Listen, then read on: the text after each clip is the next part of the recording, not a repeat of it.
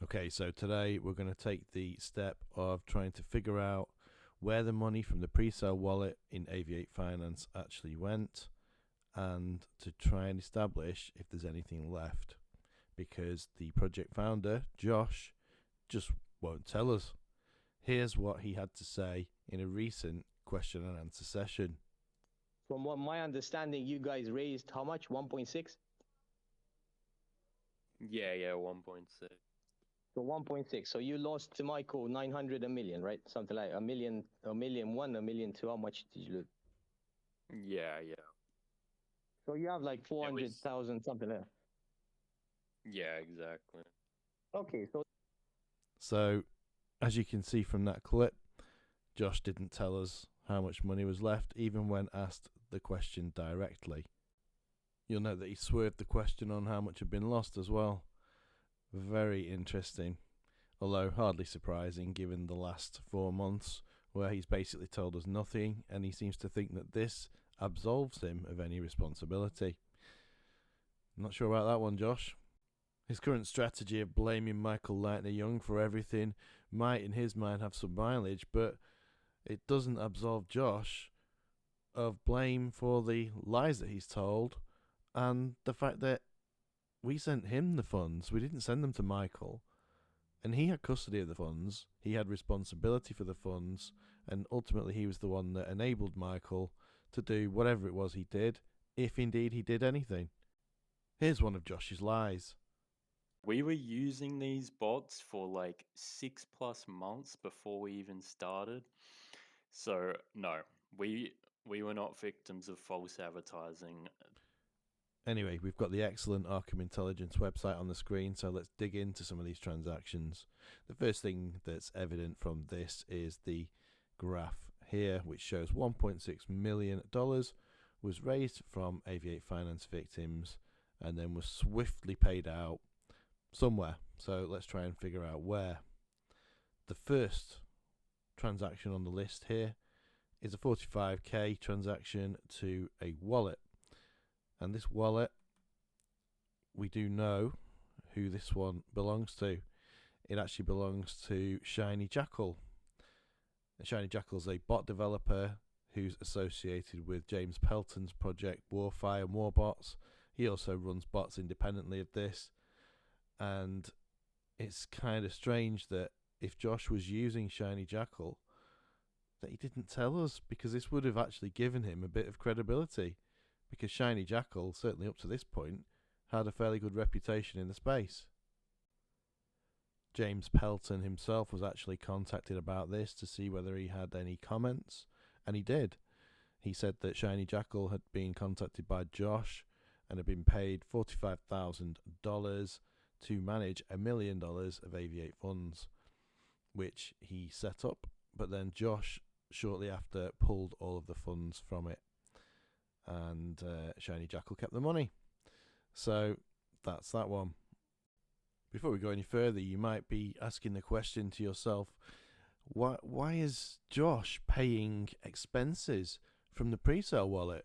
Surely this is just investment money and should be going into bots or other investments as part of the Aviate Finance project.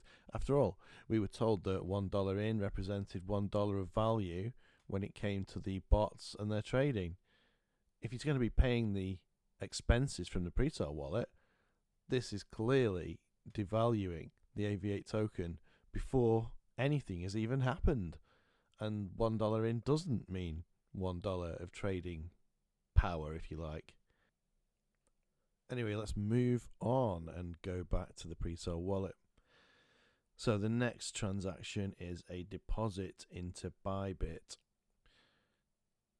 It's difficult to say much about this one. This could be Shiny Jackal money.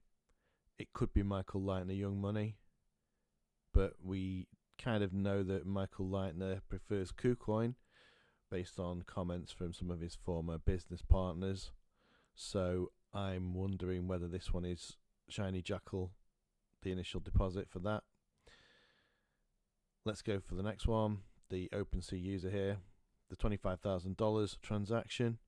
Again, this is another expense paid out of the pre-sale wallet. This one goes to DeFi Mark. DeFi Mark is a Solidity developer who works with truth seekers quite extensively. He's got his name on Aviate, he's got his name on Fleamint and various other projects that are linked with truth seekers, including truth seekers itself. And this is his wallet. And $25,000 was paid to him for a very simple Solidity contract. But then, when it's somebody else's money, who cares, right? Okay, so let's take a look at the next one. So we'll skip the 277, 227 and 450k transactions for now. We'll come back to those in a bit. And we'll take a look at this $50,000 transaction to this wallet. And the eagle-eyed amongst you will notice the address bar and the address in it that ends with CCC, and you'll know straight away whose wallet this is, and it is in fact that of Jonathan Seller at the Fud Farm.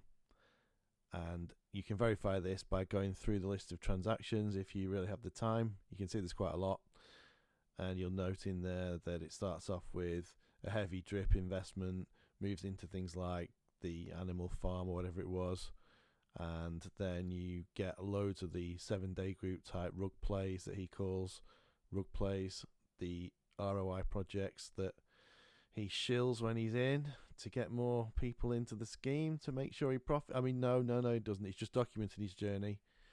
Anyway, you'll see some of the other projects like Healthy Fund, Rely Fund, Spritz Pay, and things like that in there. And so, anyway, this is his wallet. He's been doxed on YouTube before anyway, so this is no surprise. But what's kind of interesting, though, is that he said he wasn't paid by Aviate to do AMAs, to do marketing, to shill the project on his channel. This isn't a paid sponsored AMA. Michael has not sent me any money, and neither has Josh here. This is just a project that I heard about through Lou, through Truth Seekers. It's bullshit. The only reason Jonathan Seller tells us that he's not been paid for an AMA and not been paid to promote the project, and he's taken no money off Josh and no money off Michael, is to give a sense to his audience that he's impartial, unbiased, and fully objective. Well, he got paid $50,000, so does that make him a liar?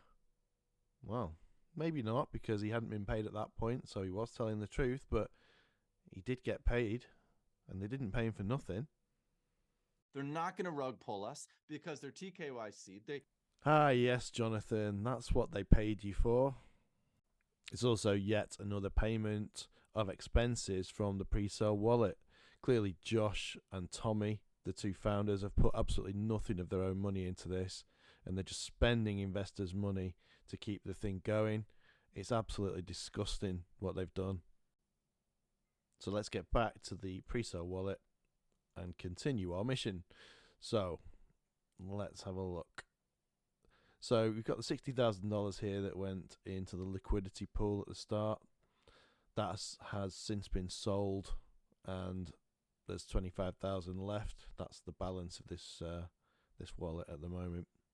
So let's take a look at some of these bigger transactions. Starting with the $227,000 transaction to this wallet. Now, if we look at this wallet, you can see that what goes in has been shoveled into KuCoin, $226,840. So there's probably some fees come off that.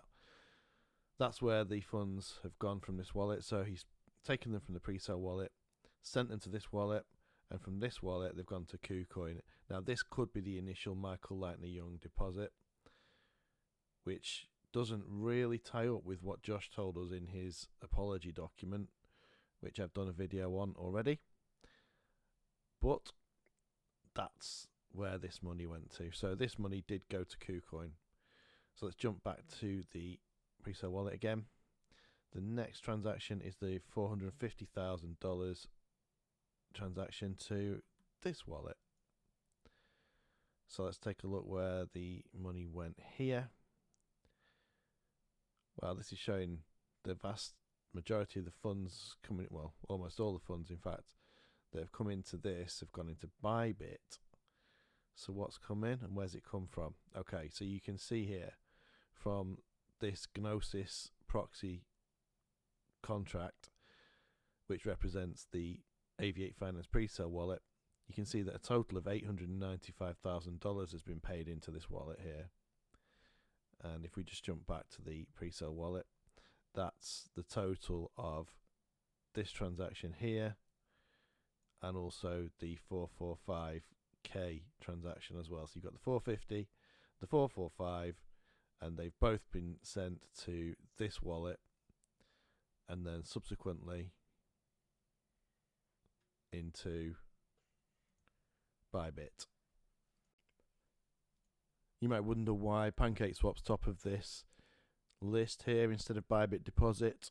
Well, you can see on the right hand side what's been going on, where Josh or whoever's running the wallet has been converting from USDC to USDT before paying into Bybit. I don't know whether Bybit doesn't support USDC or something like that. I don't use it, but that seems to be what's happening. And you may have noticed the same sort of thing when we looked at the KuCoin wallet as well, because multi-chain appears at the top here.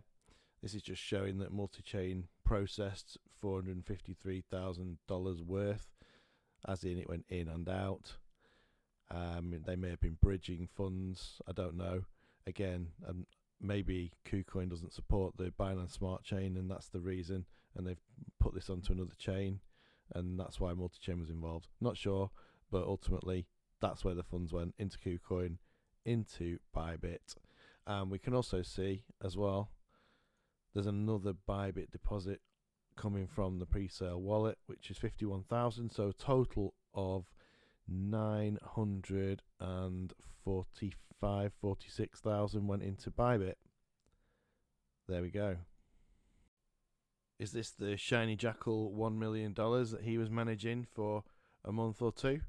Could well be. I'm not sure what exchange Shiny uses for his bot software, but if it's Bybit, then these funds probably were under his control for at least a period of time. But according to Josh, if this is true, all the funds were subsequently sent to Michael. I mean, just why would you? So we've got one transaction left here, and I've left it for a reason, and that's the $277,000 to this wallet here. Now let's take a look at this one. So what you can see on this one, if you have a look at the counterparties, is that you've got $277,000 coming in from the pre-sale wallet, 276 interacting with this, and you've got $1,000 being sent off to this wallet. I'm not going to look at that. That's probably, I don't know, a YouTuber or something. So the 276, that's clearly where the funds have been sent. If you look on the outgoing transactions here, you can see it's all gone to that. And so we need to have a look at what that is. You can see on the right hand side here as well that funds were sent in 3 transactions. So starting on the 26th of May, $1,000 was sent. Then 10 minutes later, 11 minutes later, $10,000 was sent. And then another 8 or 9 minutes later, $265,000 was sent. Why that was done, I do not know, but it is what it is. So let's go into this and have a look what it is. So we need to go to the time. Whoops. We need to filter this time by date. And it was the 26th of May, wasn't it? Whoops. Whoops. Alrighty. There we go. So let's look for the transactions. In fact, let's reverse the time. And then we'll go this way because they were in the morning.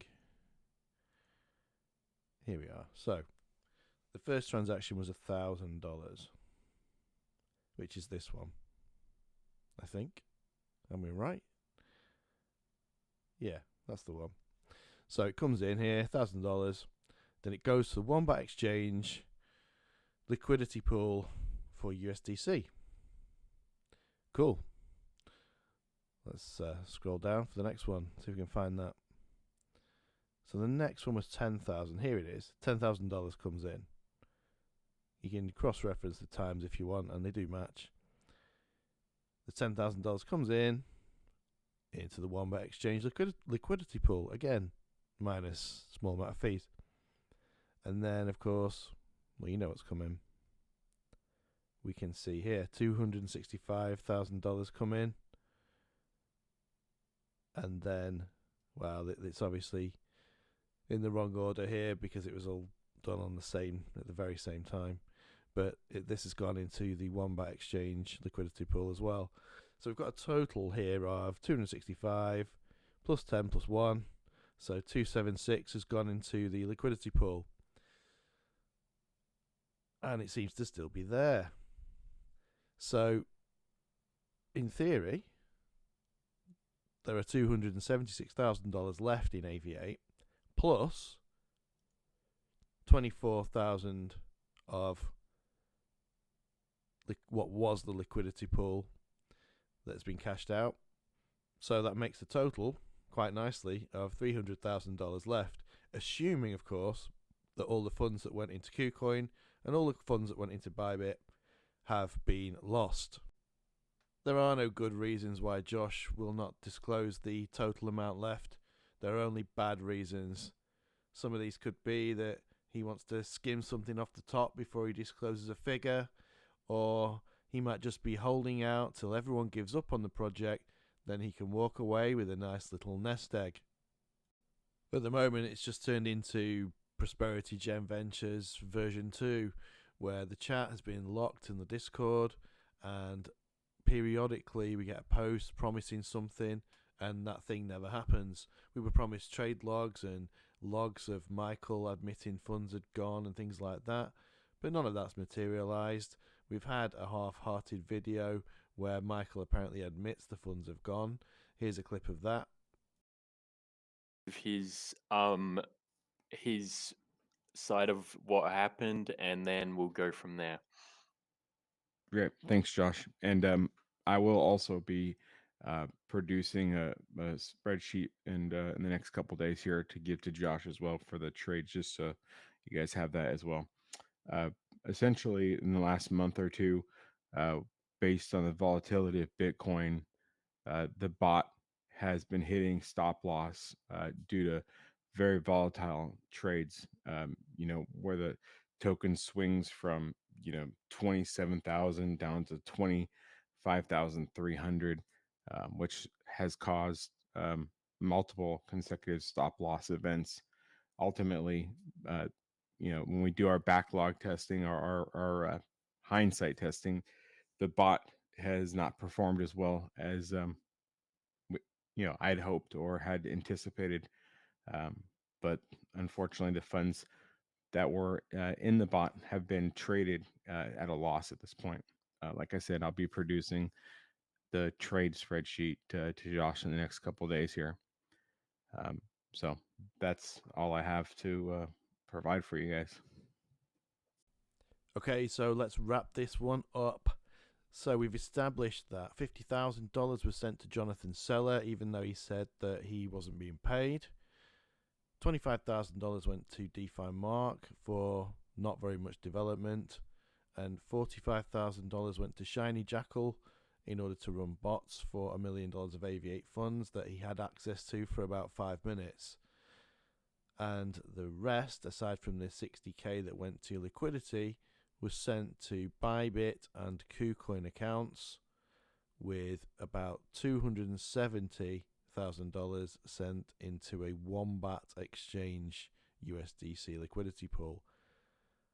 Those are the only funds that still seem to be there, with the stuff that went to Bybit and KuCoin allegedly having been disappeared.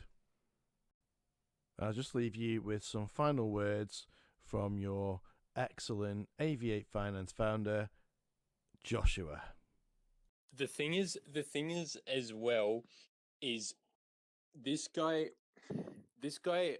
Okay, so this guy gave us over this.